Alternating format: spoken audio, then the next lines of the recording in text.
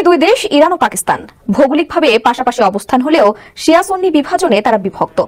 অর্থাৎ ইরান শিয়া সংখ্যাগরিষ্ঠ দেশ আর তার প্রতিবেশী পাকিস্তান সুন্নি সংখ্যাগরিষ্ঠ দেশ।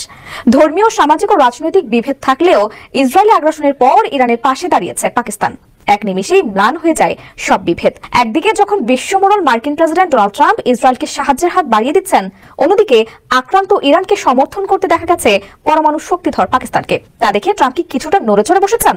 মধ্যপ্রাচ্যে যখন সংঘাতের আগুন চলছে, ঠিক তখনই হোয়াইট হাউসের ডাক পড়ে ইসলামাবাদের। বৈঠকে বসেছিলেন পাকিস্তানের সেনাপ্রধান ফিল্ড মার্শাল আসিম মুনির এবং মার্কিন প্রেসিডেন্ট ডোনাল্ড ট্রাম্প। আরব নিউজের এক প্রতিবেদনে উঠে এসেছে তাদের আলোচনার কিছু চাঞ্চল্যকর অংশ।